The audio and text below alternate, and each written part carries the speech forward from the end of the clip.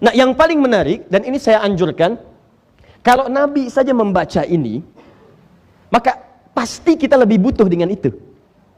Nabi terjamin dengan semua kemuliaan kehidupan. Dunia dijamin, alam kubur ada jaminan, akhirat juga sudah ada jaminannya sebelum beliau wafat. Kita hidup dunia belum ada jaminan, alam kubur belum jelas, akhirat juga belum menentu. Jadi kalau Nabi saja baca doa ini, masa kita enggak? Jelas cara berpikirnya? Nah, apa yang dimintakan oleh Nabi? 3. Ini diucapkan beliau umumnya pasca sholat. 3 hal ini. 1, lihat kalimatnya, Allahumma. Nah, sekarang perhatikan baik-baik sebelum saya ke sini. Kalimat Allahumma ini, itu asalnya ya Allah. Ini tulisannya. Ya Allah. Seperti ini. Kalau ini digabungkan, disatukan jadi satu, maka berubah kemudian penggunaan kalimatnya dengan kata yang terdengar agak berbeda dari ini. Maka berubah kalimatnya menjadi Allahumma. Tahan. Kenapa kemudian kalau digabungkan langsung jadi satu berubah jadi Allahumma? Karena menunjukkan fungsi yang spesifik untuk doa. Sedangkan kalimat ya, jika masih berpisah dengan kalimat setelahnya yang sifatnya bisa panggilan, ini tidak melulu menunjuk kepada doa. Awas, hati-hati. Ya Allah itu kalimatnya kalau disebutkan ya Allah, tidak semua menunjuk kepada doa. Awas, hati-hati. Termasuk disandingkan ya-nya dengan Allah. Bisa babnya doa, bisa babnya bahkan mengeluhkan sesuatu. Hujan deras, ibu mau jemur, belum berhenti juga, ya Allah, belum berhenti juga, ya Allah. Berangkat macet, ya Allah, macet. Saya tanya, apa ketika Anda mengucapkan itu Anda berdoa? Tidak, tapi perasaan Anda ingin mengeluhkan sesuatu, mengembalikan kejadian kepada pemiliknya. Tapi di situ belum ada unsur doa, belum meminta, memohon kepada Allah Subhanahu wa taala. Di kalimat iya itu, kalau disandingkan dengan nama setelahnya atau kalimat setelahnya, itu umumnya bisa luas maknanya. Bisa doa, bisa mengeluhkan sesuatu, bisa sifatnya hanya sekedar panggilan, tapi belum menunjuk kepada permohonan. Jelas? Baik. Tapi kalau Anda kemudian satukan kalimat ini menjadi satu kesatuan, dan dirubah kalimatnya ke dalam bentuk Allahumma, maka tidak ada makna yang lain kecuali menunjuk pada permohonan doa.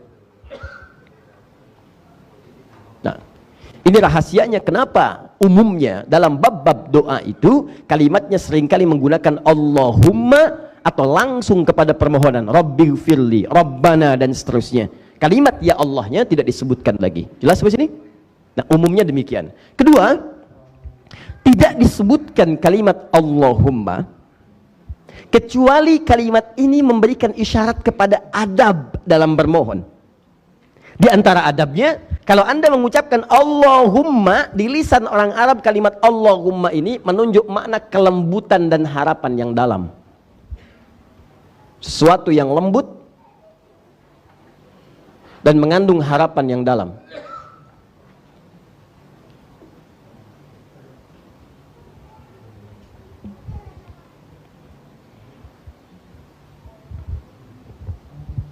Sudah?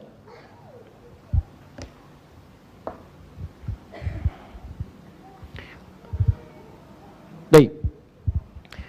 Lembut di sini tidak melulu menunjuk kepada rendahnya suara. Karena nanti dalam beberapa bab doa bahkan harus diungkapkan dengan keras. Dalam beberapa bagian bab doa. Yang dimaksud lembut di sini, ya, dan juga harapan yang dalam bisa menunjuk kepada, teman-teman, saya turunkan ke bawah ke sini. Satu ketundukan kepasrahan yang kita rasakan memang hanya Allah yang bisa ngasih, yang lain tidak. Jadi kalau Anda sudah katakan Allahumma, itu puncak harapan itu teguhkan hanya kepada Allah saja, tepikan yang lain, seakan-akan yang lain tuh ya Allah nggak ada yang saya harapkan sekarang kecuali darimu saja. Saya bersandar kepadamu sepenuhnya. Sifat bersandar sepenuhnya, tidak ada yang lain. Itu dalam bahasa Arab disebut dengan somad namanya. As-somad. Allah menyebut dirinya dengan as-somad. Qul huwallahu Allahus somad. Jadi ketika Anda mengatakan Allahumma, yang disebutkan Allahnya, kemudian di ujungnya ada humma sebagai gambaran dari ya tadi yang disatukan, tapi sudah berubah sekarang maknanya. Ada sebuah kelembutan dan harapan yang dalam, seakan-akan Anda katakan bukan sekadar ya Allah. Ya Allah, sekarang hamba hanya bermohon kepadamu saja, bukan yang lain. Dan harapan hamba tertuju kepadamu saja ya Allah, bukan yang lain.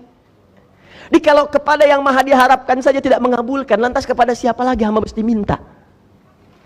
Nah, cara seperti ini itu pernah dipraktekkan oleh Nabi Zakaria dan cepat sekali dikabulkan. Anda buka Quran surah ketiga Ali Imran ayat ke-38, paling kanan sebelah atas. Perhatikan, dengan makna yang berbeda, ya, dengan ungkapan yang tidak sama tapi substansi yang serupa. Perhatikan kalimatnya. Hunalika da'a Zakaria Rabbah. Di mihrab itu Zakaria alaihissalam bermohon kepada Rabbnya. Qala Rabbi habli min ladunka dzurriyyatan thayyibah innaka sami'ud du'a. Perhatikan gaya bahasa ketika mohon kepada Allah. Qala Rabbi habli min ladunka dzurriyyatan thayyibah. Ya Allah, hamba mohon kepadamu ya Rabb yang dengan sifatmu memberikan jawaban tanpa batas, yang dengan sifatmu menganugerahkan pemberian tanpa batasan. Sifat Allah yang memberi tanpa batas disebut dengan Wahhab namanya. Kalau disingkat untuk memohon disebut Hab. Untuk pribadi Habli. Untuk banyak orang Lana, Hablana. Kata Nabi Zakaria, Rabbi Habli, ya Allah yang maha pemberi tanpa batas. Kenapa beliau mencari nama ini? Karena orang-orang memberikan batasan pada keadaan Nabi Zakaria. Kata orang-orang, sudahlah, Anda tidak akan pernah punya keturunan. Istri Anda pun divonis secara klinis, maaf Bu ya, monofus dan mandul. Anda sudah sepuh begini, mana mungkin punya keturunan? Maka memohonlah Nabi Zakaria menyebut nama Allah dengan penuh harap. Dan beliau sudah nggak peduli dengan pembicaraan orang, hukuman orang, vonis orang, sudah nggak peduli. Beliau katakan, ya Allah, sekarang saya hanya fokus kepadamu yang memberi tanpa batas. Dan mereka mengatakan, aku punya batasan.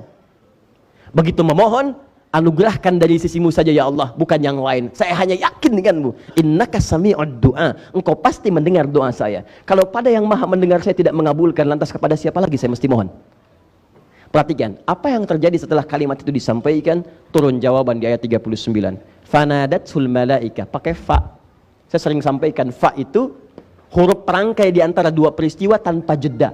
Harfu atfin rabitin baina syai'aini bila hudud. Peristiwa pertama berdoa, peristiwa kedua pengabulan doa. Antara pengabulan dengan berdoa nggak ada jeda. Jadi begitu selesai doa, turun jawaban.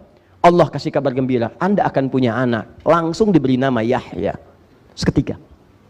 Nah, pertanyaan saya, apakah setiap Anda berdoa kepada Allah, bahkan menyebut kalimat ini, ada rasa penuh harap yang dalam jiwa Anda? Jangan-jangan cuma kalimat di lisan aja. Allahumma ighfirli wa liwalidayya warhamhuma kama rabbayani shaghira. Allahumma aftah bainana wa baina qaumina bil haqq wa anta khairul fatihin. Allahumma 'allimni ya Allah ilman nafi'a. Allahumma 'allimni ya Allah. Allahumma rzuqni rizqan thayyiban. Cuma di lisan, tapi hatinya nggak bekerja. Kalau cuma doa begini, jangankan Anda, anak kecil aja bisa. Coba silahkan lihat anak kecil 4 tahun, 5 tahun. Ajarin dia doa. Rabbighfirli warhamni wajburni. Ya, dan seterusnya. Mintakan Allahumma faqihni fid din wa alimni ta'wil. Dia cuma baca aja, cuma hatinya nggak ada getaran. Kalau doa Anda ingin cepat dikabulkan oleh Allah, kenapa diisyaratkan dengan kalimat Allahumma? Hadirkan rasa yang dalam di dalam harapan Anda bermohon kepada Allah, pusatkan hanya kepada Allah saja. Yang lain tepikan. Jelas? Dan minta dengan kalimat yang lembut, ya Allah, mohon. Ya seakan-akan Anda memang, bukan seakan-akan, Anda tunjukkan Anda butuh. Anda tuh rendah gitu. Makanya bahasa Qur'annya tadarru'an. Tadarru' itu merendah. Merendah. Quran surah 7 tadi ayat 25. Ayo rendahkan dirimu, jangan merasa hebat. Anda bolehlah punya kedudukan, silahkan. Anda boleh punya kekayaan, silahkan. Tapi Anda pasti butuh Allah. Pasti itu. Satu saat akan dibuat satu kejadian dalam kehidupan Anda dan dipaksa lisan Anda menyebutkan kalimat Allah. Silahkan kalau nggak percaya. Apa orang yang punya kedudukan merasa aman dengan kedudukannya? Tidak. Begitu terjadi persaingan untuk perebutan kekuasaan, kedudukannya, mulai dia menyebut nama Allah. Mulai rajin tahajud. Begitu ada kesulitan dalam pekerjaan, harta, omset mulai berkurang, mulai evaluasi. Begitu mulai sakit, mulai keluar di lisannya, ya Allah, kok bisa begini? Ya Allah, kemarin kemana aja? Akan dipaksa. Demikian datang sakit, datang macam-macam, ya. Jadi Anda dalam hidup yang jarang menyebut nama Allah, nanti akan dibuat satu kejadian yang dengan itu dipaksa lisan kita dan hati kita tunduk kepada Allah. Nah, sebelum itu terjadi, kenapa setiap hari tidak kita hadirkan permohonan kepada Allah? Dan Allah itu unik, Bu, Pak. Unik sekali. Sifatnya istimewa. Beda dengan makhluk, karena dia khalik. Kalau manusia, banyak diminta, kesel. Silahkan cek. Hari ini minta, setelah 5 menit minta lagi. 10 menit minta lagi. Jangankan tetangga, suami istri aja kalau banyak minta, mah bikinin teh, mah bikin kopi, mah ini, mah itu. Capek mama. Ibu juga begitu. Kemarin minta 100.000, sekarang 1 juta. 5 menit kemudian 12 juta. Ya. Pikir-pikir lagi suaminya. Ini saya sebenarnya siapa dia? Allah lain, Anda nggak minta malah marah. Ini hamba saya siapa sih? Kayak yang paling hebat aja. Ini hamba apa Tuhan? Kalau nggak diminta malah marah, disebutnya sombong. Innalladzina yastakbiruna. Orang-orang yang sombong dari kalangan hambaku itu adalah orang-orang yang tidak pernah bermohon kepada Allah Subhanahu wa taala. Tidak pernah minta. Jelas di sini? Jadi kesimpulannya adalah awas hati-hati. Jika Anda bermohon kepada Allah dengan kalimat ini, maka lihat fungsinya di Quran surah 7 tadi. Rendahkan diri kita dan hadirkan harapan yang kuat untuk bermohon kepada Allah Subhanahu wa taala. Apalagi kalau apa yang Anda mohonkan itu sudah divonis oleh banyak orang tidak mungkin terjadi. Maka kuatkan harapan, tumpukan hanya kepada Allah. Jelas? Ya. Inna, singkatan dari 2 huruf. Inna dan na. Inna singkatan dari 2 huruf. 1, inna pendek begini. Yang kedua, na begini. Ya, na ini singkatan dari nahnu. Gini. Disingkat jadi na. Baik. Fokus. Inna yang ini itu disebut dalam ilmu nahwu dengan harfu taukidin wa nasbin. Huruf taukid untuk menguatkan satu keinginan, menguatkan satu informasi, wa nasbin, dan menancapkan keinginan kuat itu di dalam jiwa yang paling dalam. Orang Arab tidak mengatakan nasabin kecuali ungkapan mereka nasabar rajulu asahu alal ardi. Seorang laki-laki menancapkan dengan kuat tongkatnya ke bumi, ke tanah. Kalau sudah tegak kuat, sulit untuk bergoyang seperti ini, itu disebut dengan nasib, nasabah. Ini harfu nasbin wa taukidin. Huruf untuk menguatkan satu hal yang akan disampaikan dan menancapkan kekuatan itu dalam jiwa yang paling dalam. Seakan-akan, kenapa kalimat ini muncul? Kalau disatukan inna dengan na, maka jadinya begini. Na menunjuk kepada bentuk jamak, kami. Kalau saya sendiri ganti pakai i, ini. Itu pribadi sendiri, menunjuk kepada satu orang. Kalau banyak ganti pakai a, inna, gampang. I, saya, na, banyak. Rumah, bait, rumah saya. Baiti, ujungnya tinggal ganti pakai i, baiti, rumah saya. Rumah kami, baituna, a. Masjid, masjid saya. Masjidi, masjid kami, masjiduna, a, banyak. Ini saya, inna kami. Kenapa menggunakan seperti ini? Ada tasdidnya karena gabungan dari inna dengan na. Yang ini punya fungsi penguatan dan menancapkan dengan kuat apa yang ingin dikuatkan itu. Seakan-akan Anda mengatakan, ya Allah, saya bermohon kepadamu dengan penuh harap. Dengan segala ketidakberdayaan saya. Saya minta ya Allah dengan harapan yang sangat kuat. Saya mohon ya Allah sepenuh jiwa saya mohonkan, tancapkan ini dalam jiwa kita. Nas'aluka, kami minta kepadamu hal-hal yang ingin kami sampaikan ini. Jadi seakan-akan penggunaan kalimat inna ini jangan tanggung kalau berdoa. Maaf ya, jangan diberikan kalimat-kalimat itu yang kemudian menyiratkan keraguan dalam permohonan. Jadi seakan-akan permohonannya nggak kuat. Ya Allah, mohon mudahkan aku untuk meminangnya ya Allah. Berikan kelancaran dalam lamaran. Itu pun kalau engkau berkehendak. Kalau tidak ya terserah engkau. Susah. Ya Allah, luluskan anakku dalam tes besok ya Allah. Hamba mohon supaya dia menjadi ahli Al-Quran. Itu pun kalau sesuai dengan kehendak-Mu. Kalau tidak ya terserah Engkau ya Allah. Nggak bisa. Jadi kalau Anda sudah minta sesuatu, fokuskan pada permintaan itu, kuatkan. Jangan hadirkan kalimat-kalimat yang mengurangi keyakinan itu sehingga akan jadi ragu pada permintaan itu. Awas. Karena Allah tidak menyukai peragu. Hati-hati, tidak menyukai peragu. Bahkan kalau Anda menggunakan ayat Al-Quran, kaidah pertamanya yakin. Dzalikal kitabu la raiba fi. Jangan ada keraguan di dalamnya. Jelas sampai sini? Maka kalau minta, hindari kalimat-kalimat yang di dalamnya menghadirkan keraguan, sehingga mudah bagi Allah mengabulkan apa yang diinginkan. Nanti, kalau sekiranya permohonan itu tidak baik untuk urusan dunia akhirat Anda, maka Allah kemudian akan alihkan kepada hal yang lebih baik lagi. Karena sifat doa itu jawabannya tiga. Satu, dikabulkan seketika jika apa yang dimintakan itu dibutuhkan dan mampu Anda mengerjakannya saat itu. Anda minta, ya Allah, anugerahkan saya kendaraan ya Allah, sepeda pun tidak apa-apa ya Allah, saya mohon sepeda ya Allah untuk memudahkan saya ke masjid. Anda butuh benar, seketika bisa diberi kemudahan untuk dapatkan itu. Ada yang kedua, Allah tunda apa yang Anda mintakan sampai Anda sanggup kemudian menjalani dan mengerjakannya. Anak Anda usia 5 tahun minta kepada Anda dibelikan mobil. Maaf, mobil. Dan Anda punya kemampuan untuk membeli itu. Pertanyaan saya, dibelikan nggak? Tidak. Anda tunggu dia sampai dia sanggup untuk bisa mengendarainya dan punya kewenangan kemudian dilegalkan oleh hukum untuk bisa menggunakannya. Sementara Anda belikan mobil-mobilan dulu misalnya. Ya, boleh. Ada yang ketiga. Maaf, diganti oleh Allah pada apa yang Anda butuhkan, bukan apa yang Anda inginkan. Karena Allah hanya mengabulkan apa yang Anda butuhkan, bukan apa yang Anda inginkan. Anak Anda sakit, kata dokter jangan makan jeruk. Kalau apel boleh. Dia minta jeruk setelah itu. Mama jeruk, papa jeruk. Masya Allah. Karena kata dokter itu tidak bagus, Anda berikan apel.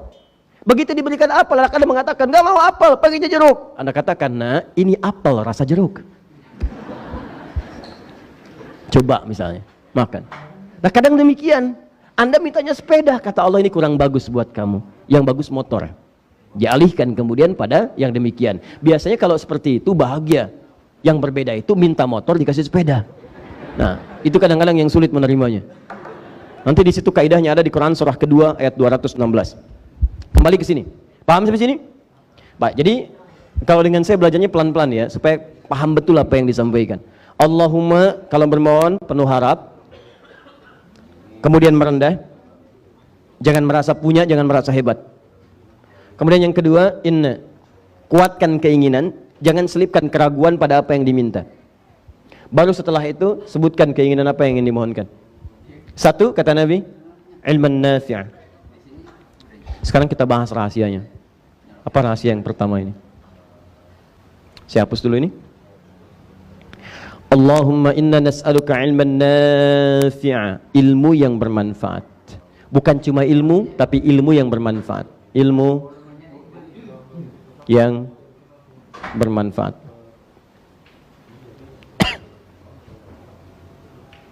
Nafi'a. Baik Bapak Ibu, fokus. Kenapa Nabi SAW memohon kepada Allah dengan permintaan yang pertama ini, ilmu sebelum yang lain? Satu, saya bahas dari kata ilmunya dulu. Karena ilmu itu adalah dasar yang membimbing dan mengarahkan seseorang pada benarnya satu perbuatan. Di perbuatan itu dianggap benar kalau didasari dengan dasar pengetahuan yang jelas, ilmu yang benar. Di pangkal segala sesuatu itu ilmu. Makan nggak tahu ilmunya, susah makan. Minum nggak tahu ilmunya, sulit minum. Bahkan sekarang pekerjaan aja diturunkan spesialisasinya dalam bidang jurusan-jurusan di kampus-kampus dan pengajaran. Silahkan Anda cek. Yang kepengen masuk ke sini, jurusannya nanti di kampus ambil ini. Maka nanti pekerjaannya akan masuk pekerjaan ini. ITB ngambil misalnya jurusan pertambangan, perminyakan. Maka keluar dari situ lamar ke Pertamina, ke Medco, Slumberstee, Halliburton dan sebagainya. Yang masuk ke IAIN, ini pengen jadi apa Anda? pengen jadi misalnya ahli tafsir, jurusannya, ayo ambil tafsir hadis, masuk jurusan itu. Ada yang masuk jurusan ulumul Quran.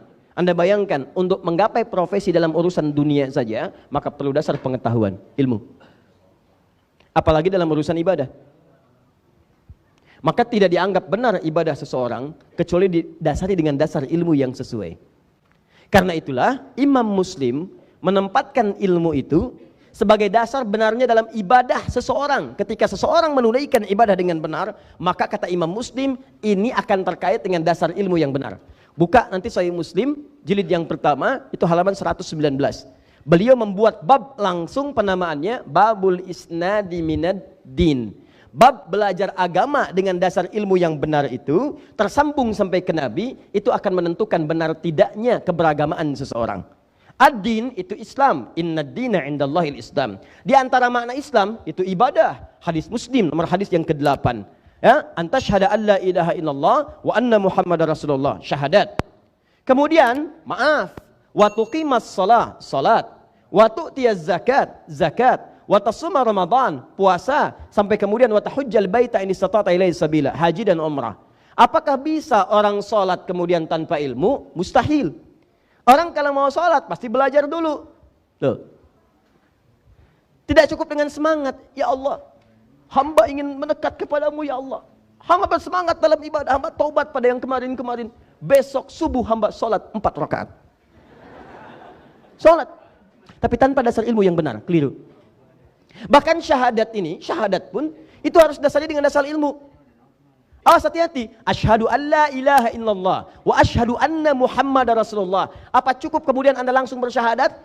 Ada orang Islam mengucapkan syahadat dalam salatnya, ada non-muslim pengen kemudian masuk Islam, apa yang kemudian dikatakan oleh Al-Quran? Teman-teman, bahkan yang sudah bersyahadat pun diminta oleh Allah cari ilmu untuk menguatkan syahadatnya. Buka Quran surah ke-47 ayat ke-19. Fa'lam, maka Anda mesti punya ilmu, cari pengetahuan, belajar annahu, untuk menetapkan la ilaha illallah, tidak ada Tuhan selain Allah. Jadi kalau Anda nanti disoal oleh orang, kenapa Tuhannya pilih Allah tidak yang lain? Anda bisa jawab. Kalau Anda disoal, kenapa kitabnya Al-Quran percaya firman Allah? Anda bisa jawab. Kalau ditanya, kenapa Tuhan yang lain tidak dianggap sebagai Tuhan? Anda bisa jawab. Nah, kalau Anda tidak belajar ilmunya, disebut dengan ilmu tauhid itu, lisannya la ilaha illallah, dikasih Indomie, pindah. Itu yang repot. Termasuk bagi yang ingin masuk Islam. Awas, saya sering ajak teman-teman untuk berdoa supaya teman-teman kita yang lain diberi hidayah. Tapi seseorang yang ingin masuk Islam diminta oleh Al-Quran langsung untuk mempelajari dulu. Belajar dulu, paham dulu konsekuensinya. Bahkan ada 3 syarat yang harus dikuatkan oleh pembimbing syahadat sebelum dia masuk Islam. Awas, hati-hati. 1, Quran surah kedua ayat 256, paling kiri sebelah bawah. La ikraha fid din. Tidak boleh paksa orang memeluk ad-din. Ad-din itu Islam. Inna dina indallahil Islam. Jadi nggak boleh kalau ada seorang mau masuk Islam dipaksa-paksa, baik halus ataupun kasar. Dibujuk kasih bantuan supaya masuk Islam, dosa. Yang bujuk dosa. Dengan yang kasar sangat berdosa. Hati-hati. Maka dari Islam itu ketika orang akan bersyahadat tanya, dipaksa nggak? Ada yang rayu nggak? Ada yang bujuk nggak? 2, maaf ya, cuma di Islam nih indah sekali. Kalau yang masuk Islam ini masih punya orang tua, dan orang tuanya juga bukan muslim atau belum masuk Islam, dan anaknya mendapat hidayah dulu untuk masuk Islam, maka berlaku kaidah yang sangat tegas dalam Al-Quran. Diamanatkan sebelum syahadat dia. Buka Quran surah ke-31 ayat 14-15. Awas, hati-hati. Lihat kalimatnya. Setelah Allah mengatakan wa wassaynal insana, paling kiri sebelah atas. Wassaynal insana biwalidayhi hamalathu ummu wahnan ala wahnin. Awas, wa fisaluhu fi amaini anishkurli wa liwalidayka ilayyal masir. Perhatikan kalimatnya. Allah terangkan dulu kedua orang tua bagaimana jasanya kepada anak. Bahkan ibu yang mengandung, lelah, macam-macam diminta untuk berbakti pada orang tua. Diteruskan ayat 15-nya. Wa in jahadaka ala an tusyrika bi ma laysa laka bihi ilm fala tuti'huma wa sahibhuma fid dunya ma'rufa. Kata Allah, kalau kamu sudah muslim atau muslimah bagi perempuan, tapi orang tua kamu belum mendapatkan hidayah, lalu kamu dipaksa untuk ikut ibadah pada kepercayaan mereka, kamu boleh tolak dengan cara yang lembut. Dengan cara yang lembut. Jangan ikuti kalau belum tahu dasar ilmunya. Tapi yang paling menarik, wasahibhuma fid dunya ma'rufa. Tapi kamu jangan tinggalkan mereka dalam urusan dunia. Tetap berbakti kepada mereka dalam urusan dunia. Kalau punya harta, bagi. Kalau punya hadiah, berikan. Jadi ini indah, dicoba di Quran nih. Beda keyakinan, tapi dalam urusan dunia toleransinya berjalan. Jangan ajari umat Islam tentang toleransi. Itu pemilik toleransi yang paling dalam. Ada orang-orang kekinian yang telat bangun. Mohon maaf, dia telat sadar ngajarin umat Islam tentang toleransi.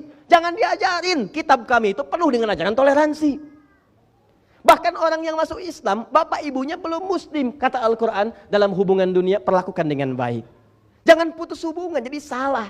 Kalau ada orang masuk Islam, memutus hubungan dengan bapak ibunya itu keliru. Patut dipertanyakan belajar dari mana. Yang ada itu didorong, doakan, minta kepada Allah. Bahkan dikasari tetap berkata yang baik. Dibenci tetap kirimkan hadiah. Dan itu dakwah. Ini bukan Anda masuk Islam, merubah penampilan, seakan-akan jadi lebih baik, tapi Anda memutuskan hubungan, pasti ada yang salah di situ. Ada yang tidak sempurna. Coba cuma di Islam kalimat itu. Dan ketiga, pastikan ketika akan masuk Islam tanya supaya fikir-fikir dulu, harus menunaikan ketentuan syariat dalam Islam. Quran surah kedua ayat 208. Ya ayyuhalladzina amanu dukhulu fis-silmi kafah. Nanti sholat loh. Ayo, siap enggak sholat 5 waktu? Siap. Tapi habis ini nanti sholat lagi. Namanya asar. Siap? Siap. Apa enggak pikir-pikir dulu? Siap Ustadz, atau 50-50. Kalau dia sudah yakin, baru syahadatkan. Nah itu ilmu namanya ini. Nanti kalau dia syahadat tanpa ilmu, didorong, apalagi yang membimbing pun tidak ada ilmunya. Yang paling bahaya adalah mengarahkan pada yang tidak bagus. Kalau kamu sudah syahadat, orang tua kamu itu kafir. Ingat itu ya, kafir dia. Jangan bergaul, tinggalkan, ini itu. Pasti ada yang salah. Pasti yang salah. Makanya ketika ini saja kalimat syahadat, apalagi kalau syahadat itu tidak diisi dengan ilmu yang baik, maka diarahkan pada yang keliru. Ada yang tembak atas nama Allah, bunuh orang atas nama Allah dan sebagainya. Bukan dalam ketentuan yang dibenarkan oleh syariat, itu yang paling bahaya. Jelas? Baik, teruskan. Halo? Kenapa jadi tegang begini? Ini penting saya tekankan, karena kasus-kasus seperti ini seringkali terjadi. Makanya kami berikan arahan supaya dikembalikan kepada jalan-jalan yang benar. Ya. Ini lihat, sholat tadi sudah, ini sudah ilmu. Jadi kalau Anda minta, ya Allah, anugerahkan kami ilmu pengetahuan. Kenapa Nabi minta diawalkan ini? Karena semua amalan-amalan yang kita kerjakan, itu dasar penerimaan pertamanya berasal pada sumber pengetahuan. Ilmu. Tapi bukan ilmu biasa, teruskan kalimatnya. Ilman nafi'a. Ilmu yang membawa manfaat. Apa dikira yang koruptor itu nggak punya ilmu? Punya. Bahkan ngasih kode. Lihat kode-kodenya itu. Besok tolong bawakan batik ya. Batik. Masya Allah. Kijangnya ditaruh di mana? Kijang. Ya, padahal dolar maksudnya. Dan sebagainya. Ilmu. Apakah pencuri kotak infak di masjid gak punya ilmu? Punya. Bahkan dia ngawasin dulu. Mana CCTV-nya? Kemana arahnya? Kapan mereka takbir? Siapa imamnya? Rakaat keberapa dia ngambil kotak infak? Ada. Apa yang mencuri motor tidak punya ilmu? Ada. Bahkan mulai latihan. Wah, begitu latihan masih 5 detik kata bosnya. Wah, harus lebih cepat lagi. Harus lebih cepat lagi. Latihan lebih cepat sampai sepersekian detik dia lakukan baru jalan. Begitu praktek lupa. Oh, bos, susah nih. Sabar, terusin, sabar. Udah bayangkan? Dia praktekkan sabar bukan pada tempatnya. Dia praktekkan ilmu kecepatan bukan pada tempat yang semestinya. Jadi kalau pembuat maksiat aja pakai ilmu, apalagi orang untuk taat. Tapi apakah ilmu yang dipelajari bisa bermanfaat? Itu belum tentu. Maka Nabi mintakan kepada kita, kalau Anda bermohon minta ilmu, jangan sekedar pintar, Bu. Jangan sekedar pintar. Ya Allah, jadikan anak saya pintar, pintar yang bermanfaat. Ya Allah, jadikan anak saya ahli Quran yang bermanfaat. Karena ahli Quran dibagi 3 bagian oleh Al-Quran. Nanti buka Quran surah 35 ayat 32. Nanti ada ahli Al-Quran yang zalim. Dia gunakan Qurannya untuk mencari kebutuhan dunia dan memuaskan hawa nafsunya. Ada yang muqtasid. Cukup bagi diri pribadi tapi belum bisa berbagi. Ya maaf kalau di masjid tuh mojok-mojok, deket tiang, ngulang-ngulang hafalan. Tapi diminta jadi imam belum bersedia. Diminta ngajar belum mau. Itu baru untuk pribadinya saja. Yang ketiga, sabiqum bil khairati biiznillah. Dia bisa berbagi dalam kebaikan. Nah sekarang pertanyaannya, apa ciri ilmu yang bermanfaat itu? Termasuk nanti saya tekankan kepada teman-teman yang belajar. Apakah Anda saat duduk di majelis ilmu, ilmunya disebut bermanfaat oleh Al-Quran dan hadis? Ini ukurannya. Satu, langsung saya percepat. Ilmu yang bermanfaat itu, keterangan pertama yang disebutkan oleh Allah dalam Al-Quran, terdapat di Quran surah ke-58 ayat ke-11. Quran surah ke-58 ayat ke-11. Satu, yang disebut ilmu yang bermanfaat itu, pertama keterangan Allah adalah ilmu yang bisa mengangkat keimanan seseorang. Bahasa paling singkatnya, ilmu yang bisa menguatkan iman. Itu yang paling bermanfaat.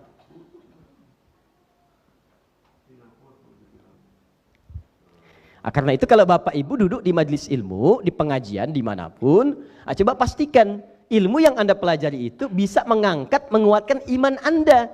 Iman itu ukurannya kedekatan Anda dengan Allah. Makanya disebut dengan zikir. Jadi kalau Anda ikut pengajian, ikut ta'lim, termasuk dengan saya nih, dimanapun Anda berada, Anda ikut pengajian, ngaji, belajar dengan saya. Tapi apa yang saya sampaikan tidak membuat Anda dekat dengan Allah. Tidak membuat iman Anda menguat. Maka tinggalkan saya, cari guru lain. Cari guru lain.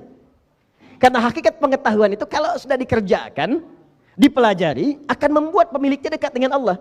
Makanya ketika orang datang ke majlis ilmu, lihat kalimat ayatnya. Ya ayyuhalladzina amanu, idza qila lakum tafassahu fil majalis. Luaskan majlis. Majlis mana yang diluaskan? Lihat ujung ayatnya. Yarfa'illahu alladzina amanu minkum walladzina utul ilma darajat. Kalimat utul ilma, diberikan pengetahuan itu, disandingkan dengan yarfa'illahu alladzina amanu iman. Imannya naik. Di utul ilma itu bersanding dengan raf'ul iman. Diberikan pengetahuan, disandingkan dengan penguatan iman.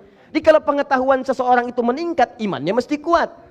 Jadi kalau ada orang hadir di majalis, jamak dari majlis ilmu, pengajian A, pengajian B, zikir B, taklim A, taklim B, tapi tidak menguatkan keimanan dirinya, maka barangkali ada yang kurang tepat yang hadir di dalamnya.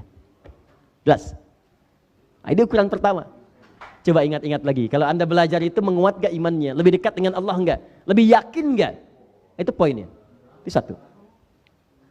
Nah karena ilman ini kalimatnya bentuknya nakirah, umum. Enggak pakai alif lam. Kalau nakirah berarti general, umum, ilmu apapun. Maka petunjuk yang kedua dari kalimat Nabi ini, hakikat semua pengetahuan yang dipelajari itu. Awas, hakikat pengetahuan yang dipelajari itu, sekalipun dia membawa maslahat manfaat dunia, tapi pada hakikatnya dia harus mengarahkan ilmunya untuk mendekatkan dirinya kepada Allah Subhanahu wa taala. Misal, maaf sekali. Anda boleh belajar fisika, matematika, geografi, astronomi, itu ilman. Nafi'a, bawa manfaat. Ya, Anda kemudian dari fisika kerja di satu perusahaan, berhasil, manfaat untuk keluarga ada. Untuk masyarakat bangsa ada yang teknik sipil, bangun jembatan, bangun ini, bangun itu, bangun jalan, ada manfaatnya. Pertanyaan saya, duhai teman-teman yang kontraktor, yang developer, yang pembangun, yang segala macam, pertanyaan saya, manfaat akhirat Anda ada nggak di pekerjaan Anda itu? Dari sekian tahun Anda belajar itu, bekal akhiratnya ada nggak? Jangan-jangan yang Anda cari nafi'ah manfaatnya cuma dunia aja. Kalau cuma cari dunia, gaji yang besar, bukan cuma Anda yang nggak beriman pun sama pekerjaannya dengan Anda. Bukankah di kantor Anda ada yang tidak beriman juga? Bukankah di kantor Anda ada yang non-muslim juga? Lu bedanya Anda dengan mereka apa? Bedanya di mana? Pertama kata Nabi, ilmu itu dipakai bukan cuma urusan dunia, ada iman. Jadi pegawai yang beriman, kontraktor beriman itu begitu mau bikin jalan dia di situ, bikin jembatan, maka dia bermohon kepada Allah. Ya Allah, ridhakan dengan jembatan yang aku akan buat, ya Allah, aku niatkan karenamu. Maka kalau ada peserta umrah lewat situ, dia mendapat bagian dari pahalanya tanpa dikurangi sedikit pun. Ada orang gunakan jalan itu untuk taklim. Berapa banyak orang lewat jalan di sini? Kalau Anda bangun kerjakan karena Allah, setiap orang taklim lewat situ, fasilitas dari Anda dapat pahalanya tanpa dikurangi sedikit pun. Hadisnya sahih. Man dalla ala khairin, di hadis Muslim. Falahu ajruhu mithla ajri fa'ili min ghairi an yankusa min adri syai'. Siapa yang memfasilitasi bahkan cuma menunjukkan pada satu kebaikan, lalu dikerjakan oleh orang lain kebaikan itu, maka dia mendapat pahala yang sama dengan orang yang mengerjakan tanpa dikurangi sedikit pun. Saya mau tanya pada Anda, apakah pembuat pipa-pipa keran yang dipakai wudhu, membuat pipanya diniatkan karena Allah? Kalau cuma urusan uang, dapat uang juga. Dunia nggak ketinggalan kok. Ikut akhirat, dunia ikut. Ikut dunia, akhirat gak akan ikut. Seperti bayangan. Bayangan tuh kalau Anda kejar, gak akan ketangkap. Tapi kalau Anda berbalik, dia ngikut. Gak percaya silahkan kejar-kejar bayangan. Kalau gak mau ada kerjaan, kejar ya. Ayo kejar. Tapi kalau Anda balik, dia ikut. Saya tanya pada Anda sekolah tuh tinggi-tinggi. Sekolah lama-lama, kemudian dapat pekerjaan. Pekerjaan Anda itu bawa bekal akhirat apa enggak? Ini nafiah nih. Ini poinnya. Itu teman-teman yang ahli astronomi, petakan bintang, ini itu dan sebagainya. Dipakai nggak ilmunya itu untuk membantu menetapkan awal Idul Fitri, awal Idul Adha, ngitung kapan yang akurat waktu sholat dan sebagainya. Pernah nggak dipakai begitu? Yang ahli matematika, pernah nggak didorong misalnya untuk bantu ngitung warisan, menciptakan aplikasi memudahkan hitung waris, menciptakan aplikasi untuk memudahkan hitungan zakat? Pernah nggak? Coba saya nasihati ya, jadikan satu episode dalam alur kehidupan Anda untuk mencari bekal akhirat. Sebetulnya yang lainnya sambi. Ini bukan kerja sambilan. Ya Ustadz, sambil kesibukan lah bikin aplikasi zakat. Sambi. Enak aja, akhirat bukan nyambi. Jangan salah Bu ya, kadang orang tua yang nengok anaknya ke pesantren pun itu suka keliru. Nah, sehat nah, uang masih ada. Uang. Gimana belajarnya? Baru terakhir, ya sudah, rajin ya nak ya, jangan lupa sholat. Jangan lupa sholat terakhir. Tanya pertama, Assalamualaikum nak. Ya, sudah sholat? Sholat sunnah sudah? Berapa juz hafalan Quran hari ini? Nak bersaing dengan yang lain ya? Berikan mamah mahkota sebelum kamu lulus dari pesantren. Yuk nak, jadi pangeran di akhirat nanti ya. Begitu selesai, nak, dah, jangan lupa ranking 1 ya. Dunia, akhirat dulu kan. Minta, nanti dunia akan diikutkan. Jadi kalau orang tua yang peduli hanya urusan dunianya saja, nanti akhiratnya melambat untuk hadir kepada anak-anaknya. Maka ini bagian yang pertama. Saya tanyakan kepada Anda, dari dalam pekerjaan yang Anda kerjakan sampai saat ini, berapa yang punya investasi akhiratnya? Karena nafi'anya bentuknya nakirah, ini nakirah. Ilman nafi'ah. Semua pengetahuan mesti ada saham akhirat yang dibawa sebagai penguat dari bukti keimanannya kepada Allah Subhanahu wa taala. Jadi seorang dosen yang beriman, maka dia akan arahkan ilmunya untuk mendekatkan salah satu di antaranya kepada Allah Subhanahu wa taala. Seorang kontraktor, developer yang lain yang beriman, maka dia niatkan pembangunannya untuk mendapatkan ridha Allah Subhanahu wa taala. Makanya mustahil ada orang yang tergerak untuk bangun maksiat. Mustahil. Seorang arsitek yang beriman, maka dia akan mendesain segala sesuatunya sebagai mendapatkan keridhaan Allah Subhanahu wa taala dan seterusnya. Ini poinnya. 1. Jelas ya? Nah, ini bagian yang pertama. Dan seorang ibu yang beriman, dia akan mendidik anaknya apapun yang kemudian dia akan pilih untuk menjadi wasilah mendekat kepada Allah Subhanahu wa taala. Jadi orang pintar ya, di antara ciri orang pintar dia punya visi akhirat bukan cuma dunia. 2, ciri yang kedua. Ini 1. Ciri yang kedua disebut ilman nafi'ah dalam ukuran hadis. Sekarang hadis. Kalau tadi Al-Qur'an, sekarang hadis. Saya sudah cantumkan nanti di buku saya yang ini, yang Al-Majmu', ya bekal Nabi bagi para penuntut ilmu. Hati-hati. Di antara ilmu yang bermanfaat itu disebutkan langsung cirinya oleh Nabi, tapi yang paling menarik, cirinya ini disebutkan 2 oleh Nabi. 1, menunjuk pada benarnya ibadah yang ditunaikan. Benarnya ibadah atau amal lah. Makanya ada bab al-ilmu qabla al-amal. Ilmu sebelum amal. Ya, pernah mendengar ungkapan itu? Al-ilmu qabla al-amal. Ilmu sebelum amal. Awas, kalau dikaitkan dengan yang atas yang ini, ilmu yang bermanfaat untuk menguatkan iman. Kalau kita bikin persamaan, ilmu sama dengan kuat iman. Kemudian dibuat persamaan lagi sama dengan benar amal. Benar amal. Lihat persamaannya. Ilmu yang benar sama dengan kuatnya iman. Sama dengan benarnya amal. Kalau kita persamaan jadikan 1, orang yang benar amalnya ini menunjukkan kuat imannya plus benar ilmunya. Kalau kita kaitkan ke sini, orang yang benar-benar ibadahnya itu, benar amalnya, ini menunjukkan kuat imannya. Apa dasar kuat imannya? Benar ilmunya. Di orang yang ingin ibadah selalu bertanya bagaimana caranya, bagaimana apakah ini benar menurut Allah atau tidak, ini menunjukkan keimanan yang kuat dalam dirinya. Saya berikan kabar gembira. Kalau Anda mulai hari ini sering cari majelis taklim yang benar, menanamkan pengetahuan, menguatkan iman, menambah wawasan, maka berbahagialah. Itu pertanda Allah sedang mengangkat derajat iman Anda yang sedang dikuatkan oleh Allah Subhanahu wa taala. Tapi kalau cuma pengen hadir, ikutan ketawa, cari humornya, ikut rame-rame dan sebagainya, sah datangnya. Cuma ini menunjukkan tanda bahwa iman Anda tidak dalam level yang disebut kuat oleh Al-Quran. Jelas? Baik, ini bagian yang kedua. Jadi orang-orang yang kemudian menunjukkan ilmunya bermanfaat, salah satunya orientasi ilmu itu dipakai untuk benarnya dalam ibadah. Dia mau umrah, mau haji, sekarang lagi banyak musim umrah, haji. Ya mau liburan. Nah kalau Anda benar itu, pengen ibadah yang benar, maka belajar yang benar manasiknya. Bukan cuma ikut ke sana berangkat, tapi Anda nggak serius belajarnya. Coba pelajari cara tawaf bagaimana yang benar. Kenapa bacaannya yang ini? Kenapa bukan yang lain? Kapan dibaca ini? Kenapa baca ini? Silahkan. Apa sa'i itu? Apa yang dibaca dalam sa'i? Bagaimana cara sa'i yang benar? Bagaimana tahalul yang benar? Bagaimana cara menghadap kiblatnya? Terakhir, apa ukuran keberhasilan umrah seseorang? Karena disebut nanti banyak orang umrah tapi nggak sempurna umrahnya. Sampai turun ayat langsung Al-Baqarah 196 paling kiri sebelah bawah.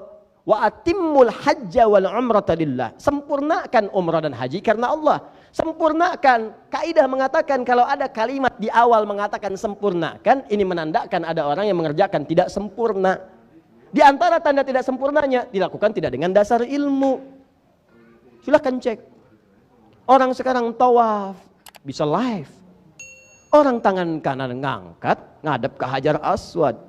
Bismillahi Allahu Akbar. Yang ini ngangkat bawa handphone. Sudah siap yang di sana? Oh, yang di sana. Subhanallah. Allah. Pindah kiri lagi.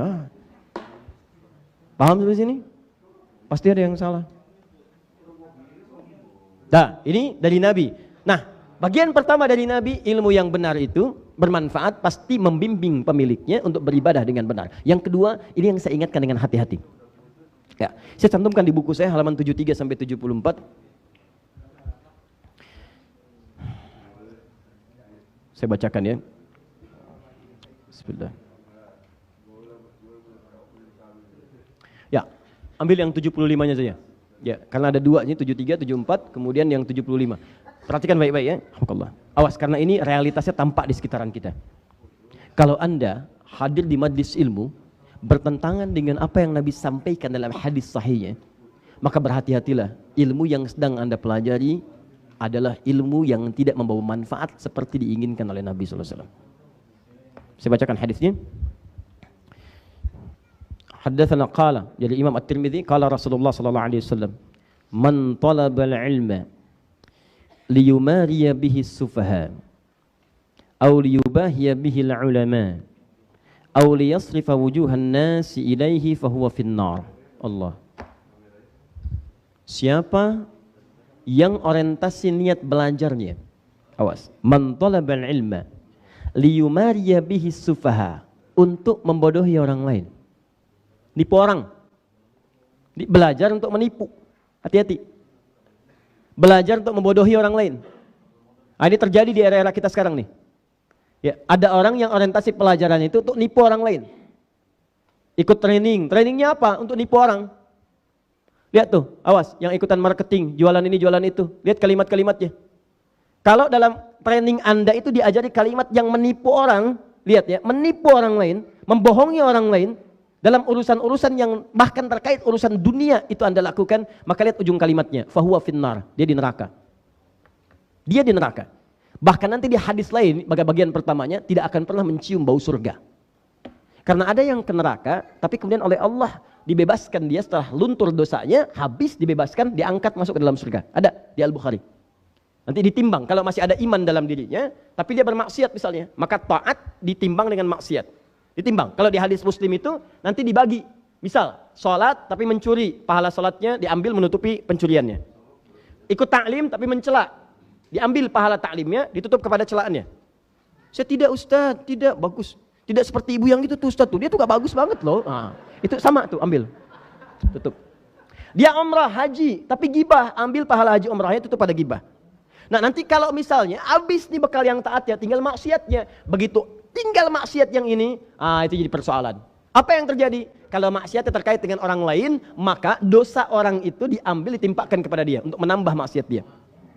Tapi kalau tidak terkait dengan orang lain, misalnya hubungan dengan Allah, maka dikumpulkan di situ, lemparkan dia ke dalam neraka. Cuci dulu.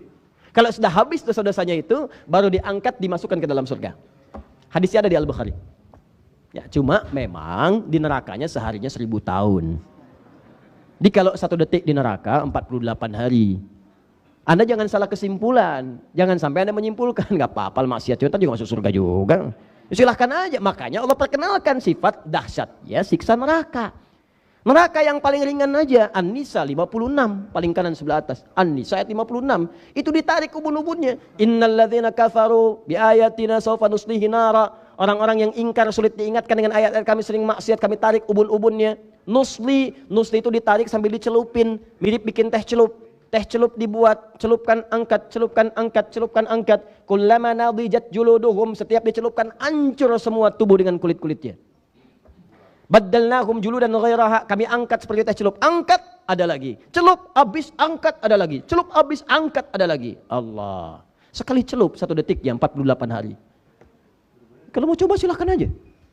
Ya, tapi itu dihadirkan oleh Al-Quran untuk mengingatkan jangan sampai ada orang yang ke situ.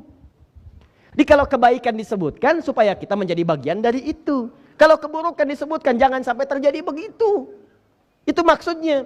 Kenapa kisah Fir'aun disebutkan? Supaya tidak mengikuti jejaknya. Kenapa kisah Qarun diungkapkan? Supaya tidak diikuti. Qarun kaya, sombong. Orang kaya sekarang jangan ikutan kaya Qarun. Sudah 3.500 tahun yang lalu dari masa kita sekarang. Jadi kalau ada orang kaya ikutan sombong sekarang, dia telat. Dan keterlaluan karena kekayaannya tidak sekaya Qarun. Qarun sekarang masih dicari hartanya. Kemana? Samudra Hindia. Ngapain? Cari harta Qarun. Harta Qarun dicari, harta Anda siapa yang nyari? Ya. Nah, jadi kembalikan ke sini. Jadi kalau ada orang-orang yang mengajari Anda sebuah apapun pengetahuan untuk menipu orang lain, jangan mau. Rizki itu sudah diatur. Anda nggak nipu aja, dapatnya tuh sejumlah yang sama. Bahkan berkah. Untuk apa menipu? Apakah menipu akan menambah rizki? Tidak. Rizki itu tidak akan bertambah dengan yang haram. Tidak akan nambah. Anda korupsi pun gak akan nambah rizki. Tidak segitu juga. Kalau Anda belum cukup rizkinya, Anda belum akan meninggal. Tapi yang berkurang keberkahannya. Anda 1 miliar, maaf ya, 1 miliar hidup sampai meninggal. Sekarang baru dapat 100 juta. Anda gak korupsi pun dapatnya 1 miliar juga. Anda korupsi dapat misalnya 800 juta. Pegang oleh Anda. Yang dipakai segitu juga. Enggak kurang, enggak nambah. Cuman Anda jadi lebih repot di situ. Pikiran terusik, takut ketahuan, bikin ini, bikin itu. Jadi semua gaya hidupnya cuma kamuflase aja, capek. Ujung-ujungnya meninggal juga, rezeki enggak nambah segitu juga. Anda bekerja dengan cara yang benar, dimudahkan oleh Allah. Memang enggak kelihatan banyak, tapi berkahnya yang dibanyakin oleh Allah. Yang ke bawah cuma sejuta. Anda dibuat ringan hidupnya oleh Allah. Enggak usah beli mobil. Cukup gunakan telunjuk dalam tahiyat itu. Ya Masya Allah, pijit tik, Grab datang. Tangan maju dikit, tik, Bluebird datang. Telunjuk tahiyat. Masya Allah, main-main. Luar biasa. Kan Anda bayar, uangnya dari siapa? Dikasih Allah juga. Anda nggak nyari bensin sendiri, Anda nggak nyuci sendiri. Kan ada yang masak sendiri, dia nyuci sendiri. Pagar sendiri, ayo sendiri, capek. Tuh. Tapi ada juga yang dititipkan oleh Allah banyak, tapi nyaman juga. Tapi yang mau saya sampaikan adalah teman-teman sekalian, ada keberkahan. Dan meninggal juga nggak akan meninggal kalau belum 1 miliar, tetap segitu juga. Hidupnya lebih enak, nggak banyak pikiran dan sebagainya. Coba pilih mana, harta banyak nggak berkah, harta sedikit tapi berkah, pilih. Ya sudahlah. Sudah? Banyak tapi berkah. Masya Allah. Sedikit gak berkah atau banyak tapi berkah? 1 apa 2? 2. Saya gak mau itu lagi ya. Udah pada paham. 2. Awas. Belum selesai nih hadis ini. Awliyubahiya bihil ulama, atau sengaja belajar hanya untuk menjadi seorang yang pandai mendebat orang lain. Apalagi ngejelek-jelekin ulama, orang yang lebih pintar dibanding dia. Baru belajar 1-2 hari udah nyalah-nyalahin ustadz. Baru belajar 1-2 hari udah menyalah-nyalahkan yang lain. Baru belajar 1-2 hari udah menganggap yang lain salah semua. Maka yang seperti itu, kata Nabi, dia sedang salah belajar. Kalau dia tidak memperbaiki dirinya, ini bahasa Nabi loh, bukan saya. Kata Nabi, huwa finnar, orang itu kalau nggak tobat di neraka dia. Tahu bagaimana caranya masuk neraka? Padahal orang ini sholat. Awas, hati-hati loh, orang ini sholat. Disebut di hadis Muslim itu rajin sholat. Rajin sholat, rajin puasa, rajin zakat. Dan diantaranya ada yang perempuan, Bu, hati-hati. Diadukan oleh tetangganya karena sering kali menggunjing, menyoal orang lain. Jadi setiap menyebutkan orang itu, Pak, lihat ini ya, lihat nih baik-baik nih.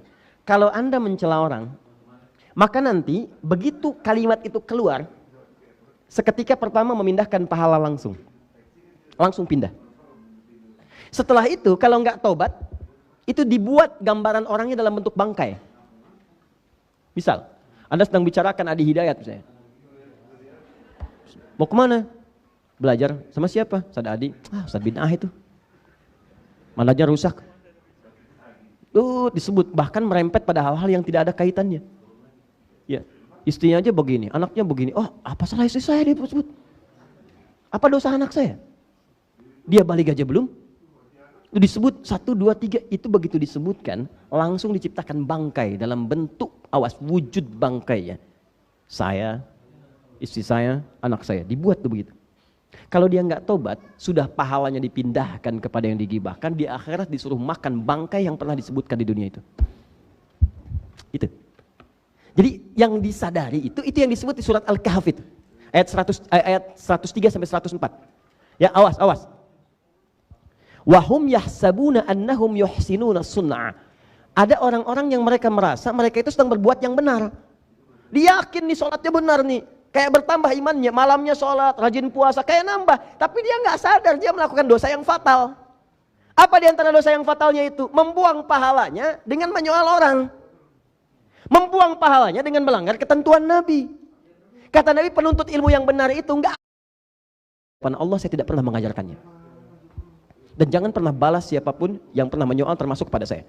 Karena saya telah memaafkannya. Jadi kalau saya pun maafkan, kenapa Anda harus berselisih? Saya tidak ingin cari musuh. Di dunia apalagi di akhirat. Di siapapun yang menyoal, wajar. Kalau ada orang mencari kesalahan saya, nggak apa-apa, biarkan aja. Karena saya ini kan manusia. Dan dia cuma capek aja, pasti ketemu salah saya. Nggak ada kerjaan orang-orang yang mencari kesalahan orang lain. Sepanjang orang itu manusia, pasti salah. Jadi kalau Anda cari, pasti ketemu. Ngapain nggak ada kerjaan? Saya malah bersyukur, begitu Anda temukan, saya tinggal istighfar. Saya salah ya Allah, saya ampuni saya ya Allah. Kalau ternyata itu tidak salah, ya Allah ampuni orang itu ya Allah. Cuman persoalannya, saya mohon ampun kepada Allah, saya maafkan Anda. Cuman perbuatan Anda ini yang menyebar kepada orang lain, kemudian digunjingkan oleh orang, menambah pundi-pundi dosa di situ. Itu masalahnya. Siapa Anda? Imam Al-Bukhari nulis Sahih Al-Bukhari 16 tahun. Anda 16 hari sudah memberikan fatwa. Coba lihat. Saya tuh aneh ya, heran ya. Saya memang masih 34 tahun, tapi saya masih merasakan bagaimana hidup di tahun 90-an. Itu tuh nggak ada yang seperti ini, saling tuduh, saling celak, itu biasa aja. Zaman Kota Rominami itu, Satya Baja Hitam. Nggak ada yang kayak gini. Baja Hitam RX, Baja Hitam Bio, Tendangan Maut, Pedang Matahari, Belalang Tempur, nggak ada yang kayak gini. Zaman Sensei ya, Seiyu, Riki, Debu-Debu Intan, nggak ada yang kayak gini. Betul, saya katakan. Zaman Sailor Moon, Doraemon, Pokemon kekinian lah gitu ya. Itu nggak ada yang kayak gini. Apalagi Dragon Ball, Son Goku, Son Gohan, penulisnya Yusuke Watanabe. Saya paham saya. Anda aja belum tentu tahu. Saya hampir nggak pernah nonton begituan. Tapi saya baca tuh tahu. Ya. Nggak pernah. Zaman Del Piero, majalah Bobo disebutkan di situ 1 kali napas 2.000 rupiah. Nggak ada yang kayak gini. Demi Allah saya katakan nggak ada. Nggak ada orang ribut-ribut begini, celah ini, celah itu. Demi Allah, tenang itu kehidupan. Makanya saya suka bingung, ini tiba-tiba 2000-an ke sini, kenapa pada ramai begini, asalnya dari mana gitu? Dari mana gitu? Siapa yang mengajarkan? Apa keinginannya? Nah, tapi tetap kita pun tidak boleh berprasangka buruk. Kalau kita sama-sama berprasangka buruk, apa bedanya? Makanya saya katakan, sudah, kalau ada yang demikian, jangan disoal. Maafkan dan doakan. Tugas kita bukan paksa orang. Kalau dicela nggak apa-apa. Terima celaan itu, kalau baik evaluasi. Kalau benar itu evaluasi diri. Tapi kalau salah itu kemudian tidak harus merespon dengan yang buruk. Maafkan, dan itu resiko masing-masing. Dan itulah dakwah. Tapi saya ingatkan, kalau ada yang belajar seperti itu, belajar tapi senang mencela orang, nyalahin orang, debat orang, dan sebagainya, maka lihat baik-baik kata Nabi, huwa finnar. Orang itu sedang mengurangi pahalanya dan tempatnya di neraka. Auliyasrifa wujuhan nas ilaih. Atau dia belajar cita-cita jadi ustadz supaya yang populer, dan kemudian dengan popularitasnya dia kumpulkan jamaah, dia arahkan kepada dirinya saja dan nggak boleh belajar dengan orang lain. Hadisnya ada. Auliyasrifa wujuhan nas ilaih. Dia ngajar orang, belajar pengetahuan sampai jadi ustadz supaya orang berpaling ke dia aja bukan pada yang lain. Belajar dengan saya aja, yang lain salah. Yang lain nanti terperosok kepada bid'ah. Padahal Anda pun belum mengerti apa itu bid'ah. Tapi Anda dijaga, diterangin versinya aja. Dan dijaga sampai di situ supaya tidak belajar dengan yang lainnya. Tidak menambah wawasan Anda, tidak menambah pengetahuan Anda. Itu kan bertentangan dengan Quran langsung. Quran mengajak kita untuk banyak belajar. Anda dibatasi pelajaran Anda. Nabi mengajak Anda menambah wawasan. Anda diminta belajar pada itu aja, jangan pada yang lain. Sedangkan sifat manusia tidak sempurna. Bagaimana kalau satu orang itu salah berijtihad, maka semua akan salah. Ini yang jadi bahaya. Jika ada yang seperti itu, maka tempatnya di neraka. Dan kelak di Al-Ahzab disebutkan, muridnya akan mengadu kepada Allah. Awas, akan mengadu. Kalau dia pejabat, ngadu. Kalau dia ustadz, ngadu. Ya Allah, timpakan azab kepada dia 2 kali lipat karena dia saya salah. Kalau dia pejabat, maka karyawan mengadu. Ya Allah, timpakan kepada dia 2 kali lipat. Ya Allah, karena dengan petunjuk dia saya salah. Saya dipaksa berbuat maksiat. Saya ikut tuh karena dia. Saya diminta gini, saya belikan tiket yang palsu, tuliskan yang palsu. Ya Allah, saya tidak punya kekuatan saat itu. Kalau saya masuk neraka sekarang, timpakan kepada dia 2 kali lipat. Termasuk guru yang seperti itu. Huwa finnar, kata Nabi. Gurunya di neraka. Nah, maka seperti itu. Jadi kalau gurunya sudah banyak mencela, maka otomatis muridnya pun akan pandai mencela. Ya. Itu yang paling bahaya. Jelas ya? Nah, saya tidak sedang menyoal siapapun, tidak. Saya ingin menjelaskan fungsi keterangan Nabi. Kalau Anda keberatan, silahkan tanyakan pada Nabi. Ya. Yang paling bahaya itu Anda belajar Quran dengan sunnah. Tapi Anda melanggar ketentuan Quran dan sunnah. Pertanyaan saya yang Anda pelajari apa? Apa? Pernah satu ketika saya disebut sesat. Wong sesat. Apa di antara kesesatannya? Ini ustadz yang membenarkan kunut. Inna lillahi wa inna ilaihi raji'un. Saya cuma menyampaikan secara objektif karena kita diamanahi pengetahuan. Saya ini subuh saya tidak kunut. Saya kunut nazilah. Tapi kalau saya diundang kemudian di masyarakat itu kunut subuh, saya pimpin dengan kunut. Itulah keteladanan dari imam-imam kita sebelumnya. Karena yang kunut ada dalilnya, saya terangkan dalilnya. Yang tidak kunut ada dalilnya, ini dalilnya. Yang tidak kunut menyebut yang kunut bid'ah, saya jelaskan hadisnya begini. Maksud kalimat bid'ah itu begini. Saya tuliskan semuanya. Atau tahu apa yang terjadi? Sekelompok orang datang karena dia tidak kunut, dia menyoal yang lain itu yang kunut salah semua, bid'ah. Kalau bid'ah itu sesat, kalau sesat itu neraka. Disebutlah saya kemudian sebagai ustadz wong sesat. Apa Anda tidak tahu kalau Al-Hasan itu cucunya Nabi diajari doa kunut? Apa Anda tidak tahu bahwa Ibnu Umar itu kunut? Tuh, sampai bersin, alhamdulillah. Apa Anda tidak tahu kalau Imam Asy-Syafi'i itu kunut? Sedangkan Imam Asy-Syafi'i imam besar, mulia, kitabnya banyak. Gurunya Imam Ahmad bin Hanbal. Imam Ahmad bin Hanbal itu muridnya Imam Asy-Syafi'i. Mazhab Imam Ahmad bin Hanbal menyebar sampai punya murid. Kemudian ada Ibnu Taimiyah, Ibnu Qayyim Al-Jauziyah. Kekinian kemudian Syekh Nasruddin Al-Albani. Muhammad Nasruddin Al-Albani itu mazhab di antaranya Hambali. Diambil oleh beliau banyak. Imam Ahmad bin Hanbal itu muridnya Imam Asy-Syafi'i, menyanjung Imam Asy-Syafi'i. Cuma pilihan dengan gurunya dalam kunut berbeda, tapi tidak pernah menyebut Imam Syafi'i bid'ah. Enggak pernah. Dan silahkan cek, enggak ada dalam zaman sahabat yang kunut dengan yang tidak saling menyalahkan, bahkan mencela dan sebagainya. Pada zaman imam enggak ada. Antum kenal Imam Syafi'i? Oh iya, belakang ada yang kenal tuh. Wah biasa. Loh, Imam Syafi'i datang ke majelisnya Imam Abu Hanifah. Imam Abu Hanifah sudah wafat. Jadi Imam Abu Hanifah itu wafat di tahun Imam Syafi'i lahir, 150 Hijrah. Yang ada di antara murid-muridnya, begitu datang ke sana dengan murid-murid Imam Syafi'i, subuh dimintalah beliau jadi imam. Murid yang mengatakan pendapat kita unggul nih. Karena kunut, Imam Abu Hanifah enggak kunut, mazhabnya tidak kunut. Bahkan murid-muridnya enggak kunut.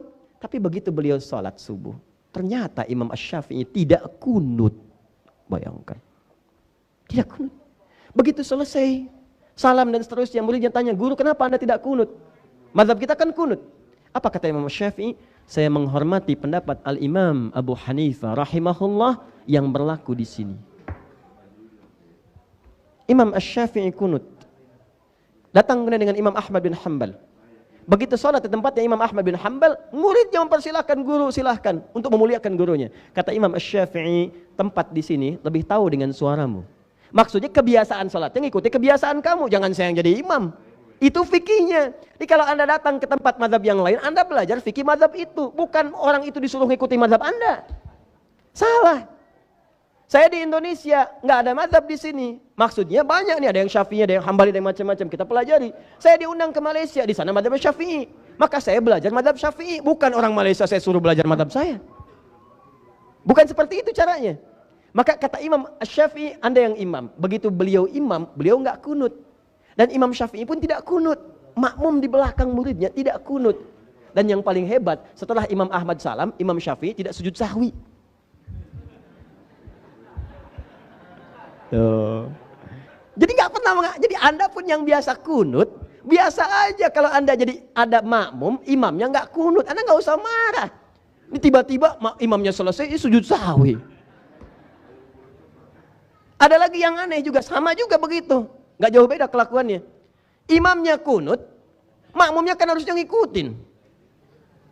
Ya, kan kata Nabi, innama ju'ilal imamu liyutamma bihi. Imam dijadikan untuk diikuti. Awas, jadi kalau imamnya sujud, Anda jangan ruku. Imam sujud, Anda sujud. Imam kunut, Anda kunut. Di ketika imam mengatakan Allahumma hdina fiman hadait, imma Anda ikuti atau Anda aminkan. Ya, ini kan aneh. Imamnya kunut, jadinya diem. Allahumma hdina fiman hadait, bid'ah. Gimana sih? Bingung saya. Coba lihat, belajar lagi deh, coba lihat, belajar lagi. Syekh Utsaimin rahimahullah, masya Allah, itu orang baik, soleh. Syekh Utsaimin itu orang soleh, orang baik, orang tawadhu, nggak gemar dipuji orang. Apa fatwanya pada hal ini? Ketika Anda tidak kunut dan sholat di belakang orang kunut, maka Anda mengaminkan, ikut kunut.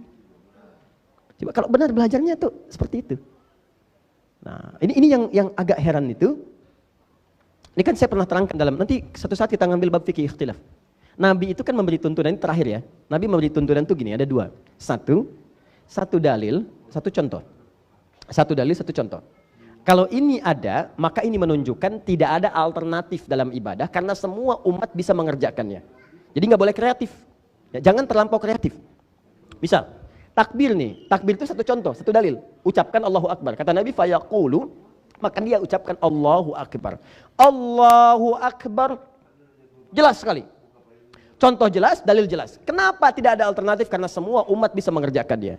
Jadi Anda nggak usah kreatif. Tiba-tiba Anda sholat, Allahur Rahman.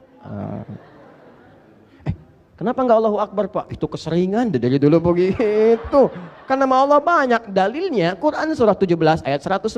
Qulidullah awin Rahman. Sebut nama Allah atau Ar-Rahman. Ini yang benar Nabi atau orang ini terlampau soleh?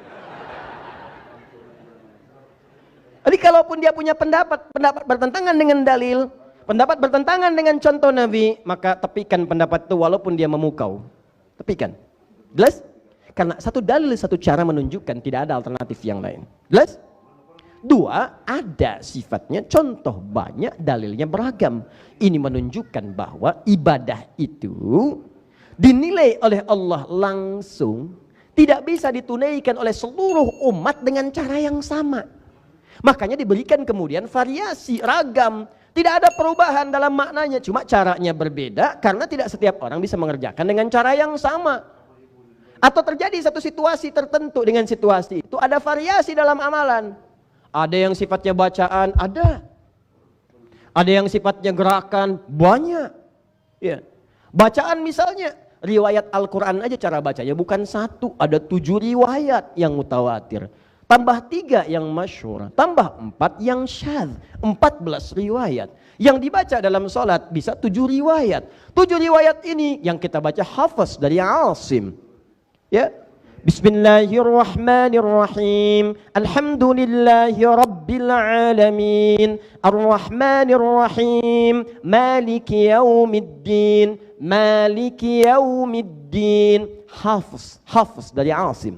Tapi qalun Warsh dari Nafi' membaca dengan pendek. Maliki yaumiddin, Maliki yaumiddin. Ada. Apakah merubah arti makna? Tidak, menambah keluasan keagungan Allah Subhanahu wa taala. Beda baca. Itu masih biasa. Yang paling dahsyat begitu masuk ihdinas siratal mustaqim, ihdinas siratal mustaqim. Kita pakai sad, Hafisan Asim. Tapi Qalun dengan Warash ada menggunakan sin. Wajah di antara wujuh qiraat Qalun Warash pakai sin. Ihdinas siratal mustaqim, ihdinas siratal mustaqim, sin. Qunbul pakai zai, murid Ibnu Katsir. Ihdinas siratal mustaqim, ihdinas siratal mustaqim, pakai zai. Dahsyat enggak tuh? Ada yang sad, ada yang sin, ada yang zai. Apakah merubah arti? Tidak. Lantas kenapa sod pindah ke sin? Karena ada orang Arab yang lisannya nggak bisa sod. Begitu disebutkan sod, sin, sod, sin.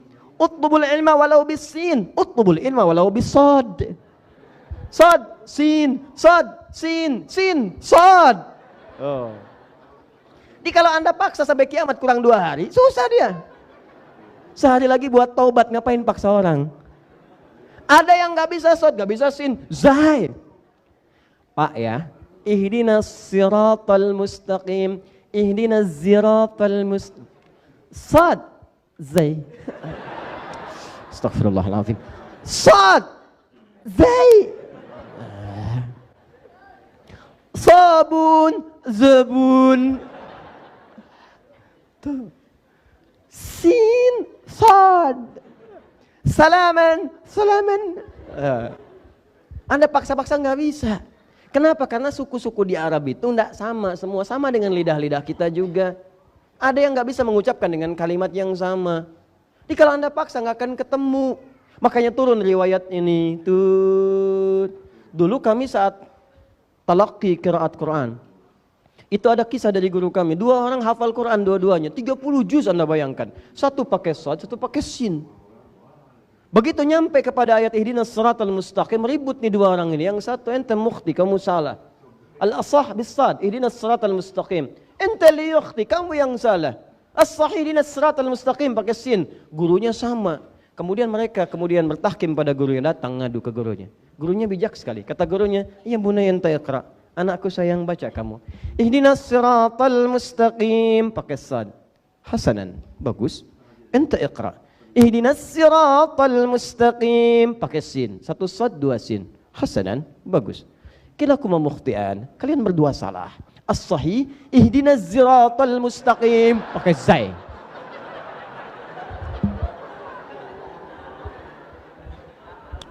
Gurunya ingin mengajarkan, kalaupun Anda sudah hafal Quran, ada pengetahuan, jangan menganggap orang lain salah dulu. Boleh jadi dia punya ilmu di atas Anda, atau ada pengetahuan yang belum Anda pelajari, diskusikan dulu. Kalau sudah ketemu di situ Anda unggul, jangan bangga, karena membanggakan pada yang tidak punya itu terlampau ketinggian. Awas, orang sombong itu nestapa. Dia memandang orang lain kecil, seperti orang naik ke Monas sendirian. Dia nganggap 10 juta orang di bawah kecil semua. Dia nggak sadar 10 juta di bawah nganggap dia kecil juga di atas. Dan dia cuma 1 orang. Paham? Jangan kalah lah, kalau sudah sombong ketinggalan sama tukang pancing. Tukang pancing lebih jagoan. 3 orang mancing, Bu. Sombong mau mancing. Yang satu mengatakan, nih umpan saya nih. Begitu saya celupin ke air, ikannya langsung pada nongol. Masya Allah. Yang kedua diam aja. Begitu dia mau nyiapkan umpan, kata yang kedua, nih umpan saya. Baru saya giniin, ikannya udah naik ke atas. Jadi dilempar om, ini ya. Yang ketiga tenang aja kan. Yang 2 bingung. Kamu gimana? Kata yang ketiga, saya kalau mancing hari Sabtu, hari Jumat ikan datang ke rumah. Cuman buat nanya aja, besok mancing nggak?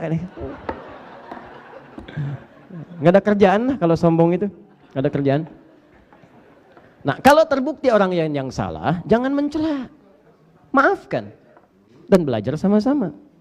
Jelas ya? Nah, kalau seperti itu indah, itulah anugerah terindah yang kita miliki. Aduh. Jadi jangan sebatas kemudian ada orang berbeda dianggap keliru. Teliti dulu, fatabayyanu. Kita yang punya kaidah itu, kenapa orang lain yang pakai? Quran surah 49 ayat ke-6. Ya ayyuhalladzina amanu in ja'akum fasiqun binaba'in fatabayyanu. Hei orang beriman, kalau orang fasik datang bawa berita, cek dulu. Orang fasik aja dicek, masa orang bukan fasik dicela? Demikian ada. Jadi kalau Anda belajar dengan ustadz manapun, ada yang tidak sepakat, dengarkan dulu. Ada seorang murid kemudian belajar di luar gurunya, belajar dia. Minta izin ke gurunya bagus, kata gurunya, ayo pergi belajar supaya nambah ilmu. Begitu belajar, 2 hari udah balik. Ditanya, kenapa baru pulang? Kata murid, ini kisah nyata. Kata murid ini, gak benar pendapatnya, menyimpang. Kata gurunya, jangan katakan itu. Pergi dengan si fulan, 4 pekan diami dia. Setelah itu baru kamu simpulkan. Diminta 4 pekan, kamu duduk dulu di majelisnya. Dengarkan secara sempurna. Setelah lewat sebulan 4 pekan, belum balik. 2 bulan belum balik, 3 bulan belum balik, setahun baru balik. Kata gurunya, lama betul kamu, kemana aja? Ternyata orangnya hebat banget guru, hebat banget. Baru ternyata berubah. Nah, maka itu yang ingin saya sampaikan, ilmu yang bermanfaat itu menguatkan iman, memberikan petunjuk pada ibadah yang benar, serta kemudian kata Nabi SAW tidak melahirkan sifat-sifat yang bertentangan dengan kemaslahatan ilmu. Dia tidak belajar untuk membodohi orang. Dia tidak belajar untuk mendebat orang lain, apalagi guru-guru, ustadz-ustadz, para ulama. Dan dia tidak belajar untuk menjadi seorang ustadz yang mengarahkan manusia hanya kepada dirinya saja dan mencegah dia untuk menambah pengetahuan lewat yang lain. Kalau Anda belajar menemukan yang seperti ini, maka saya kira Anda mesti merenung dulu. Apa yang mau Anda dapatkan dari situ? Dan hati Anda pasti akan gelisah. Ingat ya, sifat murid itu bagaimana guru. Ingat baik-baik. Kalau gurunya kencing maraton, muridnya estafet. Itu yang bahaya. Jelas ya? Kalau gurunya mengajarkan A, akan ikut kemudian dan keberkahan akan ditumbuhkan di situ. Ya, saya kira itu yang saya sampaikan untuk materi hari ini. Ada satu lagi. 2 pembahasan. Kan baru ilmu yang bermanfaat. Rizki belum. Ya. Kemudian yang terakhir, kenapa ditutup dengan amalan mutaqabbala? Nah, saya mau berikan rahasia besar kepada Anda. Rizki thayyiban.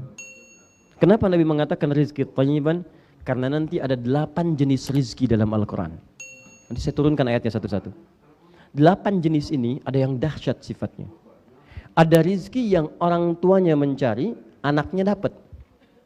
Tapi yang jarang orang tahu, ada rizki yang anaknya disiapkan oleh orang tuanya. Jadi begitu anaknya mencapai sesuatu, orang tuanya langsung mendapatkan bagian dari rizki itu. Dan dahsyatnya menyebar ke dalam aktivitas yang melahirkan kenyamanan dunia dan kebaikan akhirat. 8 jenis rizkinya. Apa saja rizki-rizki yang dimaksudkan itu? Rizki itu kita akan bahas di pertemuan selanjutnya. Nah.